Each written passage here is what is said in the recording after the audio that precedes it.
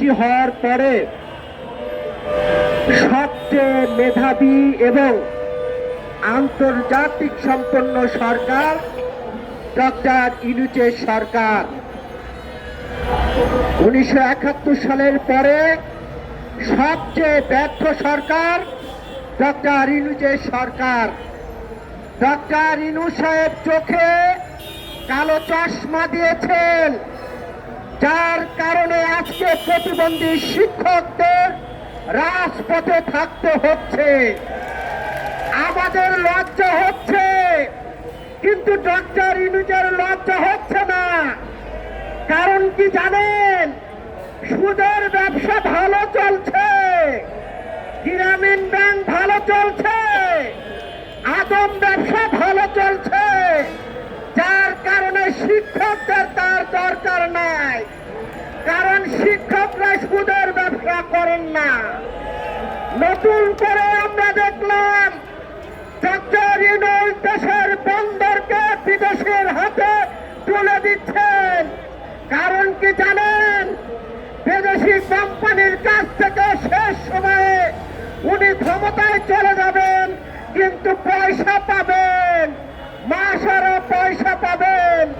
Doctor Yunus সাহেব পয়সা ছাড়া কিছু বোঝেন না। তিনি বাংলাদেশের জনগণকে দিতে আসেন নাই। যদি দিতে আসতেন তাহলে এই প্রেস ক্লাব থেকে পল্টন মোড় পর্যন্ত বিভিন্ন শিক্ষকরা রাজপথে থাকতো না। জাতি হিসাবে আমরা লজ্জা পাচ্ছি, রাজনৈতিক কর্মী হিসাবে লজ্জা পাচ্ছি, একজন বাংলাদেশের নাগরিক হিসাবে লজ্জা পাচ্ছি।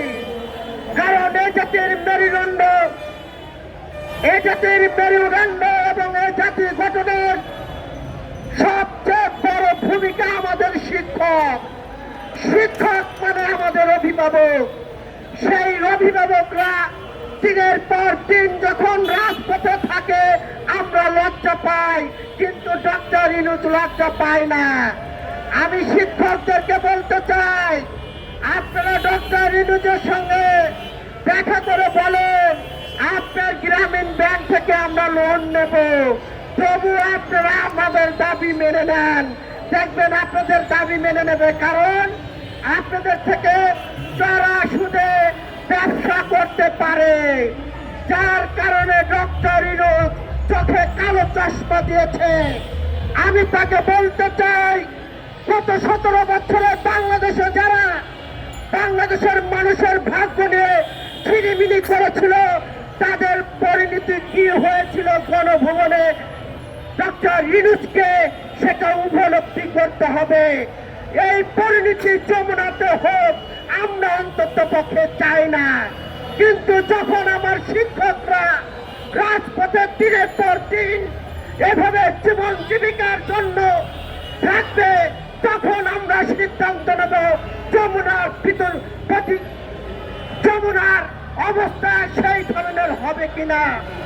আজকে অনেকের ঘরে প্রতিবন্ধী শিশু আছে, যেই প্রতিবন্ধী শিশুদের এই প্রতিবন্ধী শিক্ষকরা প্রতি মুহূর্তে তাদের শ্রম ঘাম দিয়ে লালন পালন করে যাচ্ছেন।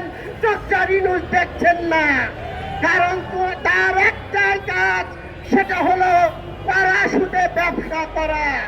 বন্ধুরা, আমি যে কথাগুলো শেষ করতে চাই, আমি বলতে চাই বাংলাদেশের সকল বন্দর যদি যেই চুক্তি হয়েছে সেই চুক্তি প্রত্যাহার না করা হয়, তাহলে বাংলাদেশের সকল শ্রেণী পেশার মানুষকে নিয়ে আমরা যমুনার অভিমুখে যাব। কারণ এই দেশ আমার, এই দেশের সার্বভৌমত্বের জন্য, গণতন্ত্রের জন্য বারবার কারাগারে গিয়েছি, কিন্তু ইউনূস সাহেব কারাগারে যায় নাই। ইউনূস সাহেব বিদেশে বসে এসি রুমে পাপি খেয়েছেন, বাংলাদেশের মানুষের গণতন্ত্রের জন্য কোনো কাজ করেন নাই। কাজেই সেই বিদেশি প্রভুদের যারা তেল মালিশ করে রাষ্ট্র ক্ষমতায় থাকতে চায়, তাদের মাজা কিভাবে ভেঙে দিতে হয় বাংলাদেশের মানুষ জানে। আমরা দেখেছিলাম গত 17 বছরে শেখ হাসিনা বলেছিল ভারতকে আমরা যা দিয়েছি ভারত সারা জীবন মনে রাখবে। শুধু ক্ষমতার জন্য নতজন পররাষ্ট্র নীতির কারণে শেখ হাসিনা বাংলাদেশের সার্বভৌমত্বকে বিলীন করে দিয়েছিল। আমরা ভেবেছিলাম বাংলাদেশে 5ই আগস্টের পরে জনগণের সরকার ডক্টর ইউনূস মেরুদণ্ড সোজা করে বাংলাদেশের সার্বভৌমত্ব ধরে রাখবে, কিন্তু তিনিও মেরুদণ্ড ব্যাখ্যা করে পশ্চিমাদের সাথে আঘাত করে আমার বাংলাদেশের সার্বভৌমত্ব নিয়ে নানান রকম ষড়যন্ত্র করছে। আমরা এই ষড়যন্ত্র রুখে দিতে চাই এবং ডক্টর ইউনূসকে বলতে চাই, আপনারা যদি এই চুক্তি বাতিল না করেন তাহলে সারা বাংলাদেশের মানুষকে নিয়ে আমরা আন্দোলন করে তুলব। বন্ধুরা, একটি শ্রেণী নির্বাচনকে বানচাল করার জন্য পায়তারা করছে। আমাদেরকে সজাগ থাকতে হবে, তাদের সুযোগ দেওয়া যাবে না। আমাদের ঐক্য থাকতে হবে।